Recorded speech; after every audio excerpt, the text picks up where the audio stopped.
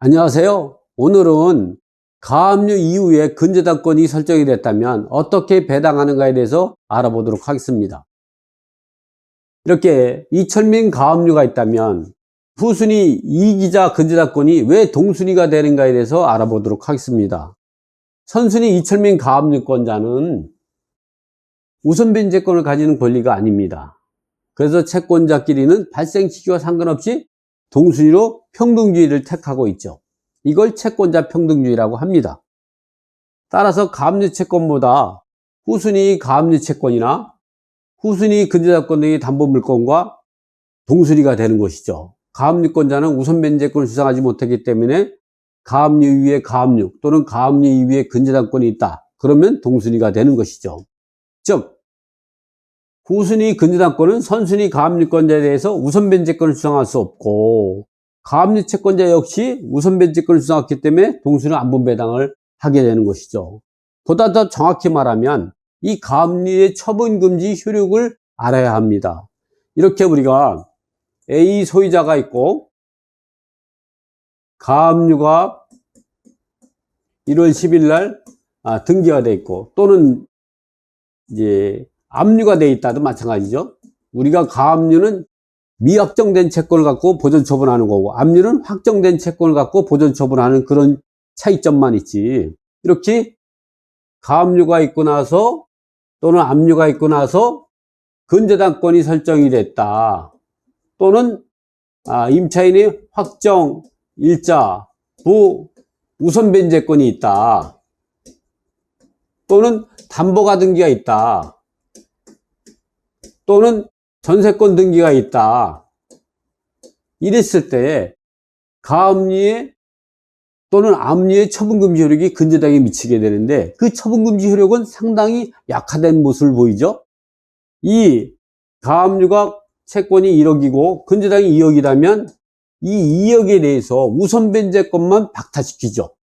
원래는 가압류, 압류의 처분금지 효력은 매매, 임대, 저당권 설정하는 무효가 되는데 절대적인 무효가 아니라 이 후순위의 처분권에 우선 변제권만 박탈시켜서 이들 간에는 가압류의 처분금지 효력에 의해서 동순위가 된다는 그런 것이죠. 또 근저당권 역시 선순위 가압류권에서 우선 변제권을 주장할 수 없기 때문에 동순위가 된다는 것이죠. 그래서 이 가압류 5천만 원, 그 이후에 근저당이 3천만 원, 그 C가 압류인데 이거는 일반 압류죠. 일반 채권이죠. 강서구청 이행강경은 위반 건축물로 인해서 압류한 거기 때문에 이런 거는 조세 채권이 아니고 일반 채권 압류입니다. 그리고 또 가압류가 있고 또 이런 가압류권자가 이제 강제징용을 시청했다. 이런 과정에서 우리가 배당을 할 때 이런 경우는 이 가압류권자는 근저당하고 동순위가 되죠. 이거는 가압류의 처분금지 효력에 따라 그렇습니다. 그리고 가압류와 압류는 처분금지 효력이 미치지 않죠. 보전행위이기 때문에. 그리고 채권자 평등에 따라서 동순위가 되죠. 또 이 비가압류도 동순위가 됩니다. 근데 이 가압류의 처분금지 효력이 근저당 사이 두 사람 사이에만 효력이 미치는 개별 상대 효력이죠. 상대 효력이 미치기 때문에 이 근저당권자가 자기보다 후순위인 C, D 일반 채권을 흡수할 수 있는 우선 변제권까지 박탈시키지 못한다는 것이죠. 그래서 이런 경우는 1차적으로 동순위 안분배당 받고 2차적으로 B가 C, D를 이제 안분해서 흡수하는 방법으로 배당 절차가 종결이 됩니다. 따라서 배당금 1억 원을 가지고 1차적으로 동순위 안분배당 받으면 이렇게 되는 것이죠. A 가압류 채권자, B 근저당, C 일반 채권, D 일반 채권은 1차적으로 동순위 안분배당 받아가지고 선순위 가압류권자는 3,333만 3,334원으로 배당이 종결됩니다. 그러나 B 근저당권은 1차적으로 이 가압류 채권자의 처분금지 효력에 따라 동순위 안분배당 받았지만 B가 2차적으로 자기보다 여러한 C, D를 흡수할 수 있는 우선 변제권까지 선순위 가압류의 처분금지 효력이 미치는 것은 아니고 두 사람 사이에만 처분금지 효력이 미치기 때문에 1차적으로 동순위 안분배당 받고 2차적으로 B가 CD를 흡수할 수가 있는 것이죠. 그래서 B는 이렇게 2천만 원을 안분 부족한, 본래의 채권보다 부족한 1,000만 원을 이제 C와 D의 1차 안분액에서 안분해서 흡수하게 되는 거죠. 안분 방법은 이렇게 진행이 됩니다. 이래서 이제 종결이 되고 C, D는 B에게 그 흡수당한 금액을 공제하고 배당이 이렇게 종결이 되는 방법이 되죠. 이것이 선순위 가압류권자의 처분금지 효력에 따라서 1차적으로 안분 배당하고 2차 흡수하는 배당 절차가 진행이 되는 겁니다. 이번에는 좀 전에 강의했던 내용을 증빙으로 대법 94마 417 결정문을 가지고 읽어보도록 하겠습니다.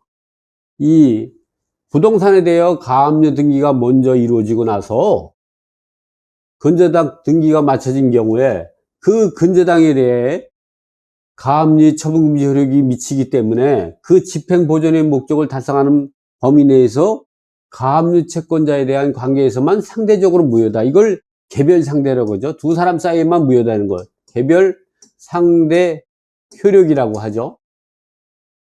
두 번째는 가압류 채권자와 근저당권자 및 근저당 설정 등기 이후에 강제경매를 시청한 압류권자 사이에 배당하는 방법에 대해서는 근저당권자는 선순위 가압류 채권자에 대하여 우선 변제권을 주장할 수 없으므로 1차적으로 채권액에 따라 안분 비례에 따라 평등 배당을 받은 후 후순위 경매 신청 압류 채권자에 대해서는 근저당권이 우선 변제권을 주장할 수가 있으므로 경매 신청 압류 채권자가 받을 수 있는 1차 안분 배당 받은 금액을 2차로 자기 채권을 만족할 때까지 안분 부족액이죠. 흡수할 수 있는 방법으로 배당해야 된다는 것이 대법 94마 417 결정문입니다.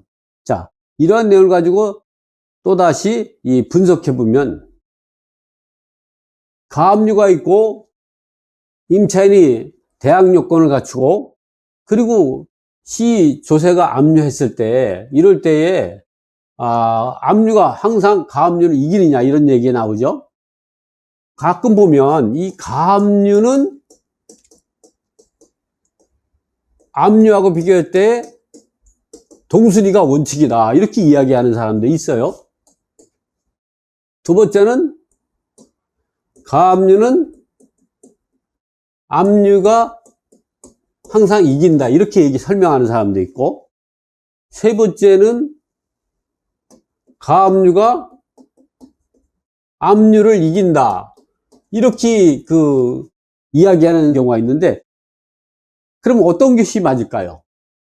정답은 다 이런 경우도 맞고 이런 경우도 맞고 이런 경우도 맞습니다. 이런 경우라면 뭐냐면 가압류는 일반 채권이고 압류는 불법 건축물에 대한 지자체의 이행 강제금 압류했다면 일반 채권이기 때문에 이런 경우는 동순위가 될 수 있죠. 이번에는 가압류와 압류일 때 압류가 우선한다는 것은 이 압류는 조세, 공과금 압류고 이 가압류는 일반 채권일 때 이럴 때는 이 조세 공과금이 항상 이기죠. 물론 실무에서는 이러한 사례가 99%에 해당이 되죠. 이런 경우는 뭐 1%밖에 해당이 안 되죠. 이번에는 가압류가 압류를 이기죠. 압류가 일반 채권일 수도 있고 조세일 수도 있고 공과금이라고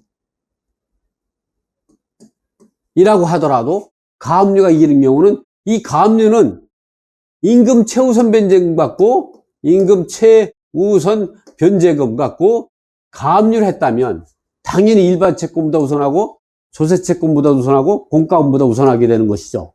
그래서 우리가 이렇게 가압류, 압류가 누가 우선하느냐, 일반적으로 99%는 이 압류가 이기게 되는 이유는 가압류가 일반 채권이고 압류는 조세, 공과금, 압류이기 때문에 그런 경우다. 그러나 가끔 1% 정도에 대해서는 가압류가 임금 최우선 변제일 수도 있고 또 이 압류가 일반 채권일 수도 있다. 이렇게 알아두시면 우리가 가압류, 압류 간에는 누가 우선하는가에 대해서는 궁금증이 풀리게 됩니다. 자, 이번 사례 같은 경우는요, 이 가압류 이후에 임차인이 입주했고요. 그리고 세금 압류가 이루어진 경우 누가 우선하는가에 대해서 배당표를 짜보도록 하겠습니다. 자, 이렇게 가압류가 4천만 원입니다. 채권이 2010년 1월이고 비임차인은 2011년 5월 달에 전입하고 확정일자를 받았습니다. 그리고 C는 조세채권으로서 채권 금액은 3천만 원인데 법정기일은 2012년 6월입니다. 그리고 당해세는 아닙니다. 그럴 때 이런 거를 우리가 배당을 할 때는 제일 먼저 우리가 해야 될 부분이 특별우선채권을 생각해 보는 거죠. 이 특별우선채권은 배당에서 1순위로 배당하는 필요비, 유익비 상한 청구권입니다. 2순위는 최우선 변제금이죠. 이 최우선 변제금은 주택임차인, 상가임차인, 그리고 근로자, 임금 최우선 변제가 있고 3순위는 당해세가 되죠. 이 당해세는 국세 당해세가 있고 지방세 당해세가 있죠. 항상 여러분을 배당할 때는 특별우선 채권을 1순위, 2순위, 3순위로 표시할 필요가 있죠. 자, 여기서 보면 여기 해당되는 것이 있냐 봤더니 이 필요비 유익비는 없습니다. 이건 주택이니까 상가 임차인이 최우선 변제도 없고 이게 뭐 이제 그 회사 거도 아니니까 임금 최우선 변제도 없고 그러나 주택 임차인이 있다 보니까 최우선 변제가 발생하는데 이 주택 임차인이 최우선 변제는 이 저당권부 채권이 있다면 저당권부 채권을 기준으로 하는데 저당권부 채권이 없을 때는 배당 시점으로 합니다. 즉 배당 시점이 2014년 2월 10일 날 이제 공매 공고가 이루어졌으니까 이런 경우는 2014년 1월 1일에서 2016년 3월 30일 요 사이에 배당 시점이 정해지겠죠. 이 기간을 초과하지는 않으니까 그러면 9,500만 원 이하일 때 3,200 최우선 받으니까 이런 경우는 1순위로 임차인이 3,200을 배당 시점으로 소액임차인을 결정해서 최우선 변제를 받게 되는 것이죠. 그럼 이 사람은 3,200을 빼고 나서는 이 9,000에 3,200을 빼면은 금액이 얼마 남냐면은 이 9,000에서 마이너스 3,200을 빼면 5,800만 원은 확정일자 우선변제권을 갖게 되는 것이죠. 이 임차인은 엄밀히 말하면은 최우선 변제금으로 3,200 플러스 임투 확정일자로 5,800만 원의 우선 변제권이 있는데 이 최우선 변제는 1순위로 배당받으니까 이제는 남아있는 거는 확정일자 우선 변제권 5,800이 남아있으니까 선순위 가압류의 처분금지 효력은 이 5,800에 대해서 미치게 되고 또 이 가압류 채권은 조세와 비교했을 때 항상 세금이 이기니까 이런 경우는 가압류는 임차인이 확정일자 5,800하고 동순이고 이 임차인이 확정일자 5,800은 세금을 이기고 세금은 가압류이기 보니까 이런 경우는 어떤 경우가 생기냐? A는 B와 동순이고 B는 C보다 우선하고 C 세금은 일반 채권인 A를 이기다 보니까 순위가 상호 모순관계이기 때문에 이런 경우는 순환흡수배당을 해야 합니다. 이럴 때는 1차로 안분배당 받고 2차 흡수하는 배당 방법으로 배당을 해야 되죠. 그 방법에 대해서 알아보면 다음과 같습니다. 본인이 설명했던 공식은 이렇습니다. 그래서 그러므로 순환배당을 해야 하는 거죠. 그래서 1차 안분배당은 이렇게 8,800 배당 잔여금은 8,800을 가지고 이제 가압류 채권자가 1차 안분배당 받은 것이 2,750이고 이 8,800에서 가압류 채권의 채권금액 4천만 원 그리고 전체의 채권 가압류 확정일자 세금의 채권을 합산한 것이 1억 2,800이니까 거기에 대한 지분 비율은 2,750만 원이 되는 것이죠. 비확정일자는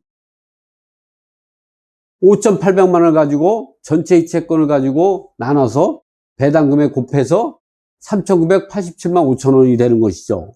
그리고 C 조세 채권은 3,000을 가지고 안분배당하면 2,065만 원이 되는 것이죠. 근데 문제는 이렇게 동순이 안분배당했지만 가압류와 확정일자는 동순이지만 확정일자가 세금을 이기고 세금은 가압류 채권을 이기기 때문에 2차 흡수배당 절차를 거쳐야 합니다.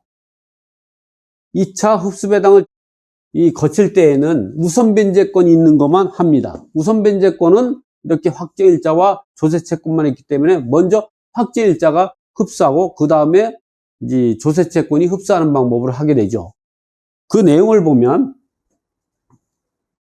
이와 같이 비확정일자는 자기보다 여루한 시조세채권을 흡수하게 됩니다. 이 비확정일자는 1차 안분액이 3,987만 5천원입니다. 안분부족액은 본료의 채권 5,800에서 안분부족에 부족한 1,812만 5천원을 시조세채권을 흡수해서 5,800을 만족을 봅니다. 시조세채권은 1차 안분액이 2,062만 5천원입니다. 이 B한테 흡수당한 1,812만 5천원을 빼고 나서 자기보다 여루한 A 가압류 채권을 흡수하게 되는데 그 흡수 금액은 937만 5천원이 되죠. 그래서 1,187만 5천원을 만족을 보게 되는 것이죠. 이 가압류 채권은 C한테 흡수당한 937만 5천원을 빼고 나서 배당이 1,812만 5천원으로 배당이 종결이 됩니다. 이렇게 우리가 이제 그 순위가 모순관계, 즉 A는 B와 동순이고 B는 C보다 우선하고 C는 A보다 우선할 때 1차로 동순위 안분배당 받고 2차 우선 변제권이 있는 것이 자기보다 여루한 채권을 흡수하는 방법으로 순환 흡수배당하는 방법이 있습니다. 이렇게 해야만이 되는 것이죠. 자, 오늘 강의는 이거로 마치겠습니다. 감사합니다.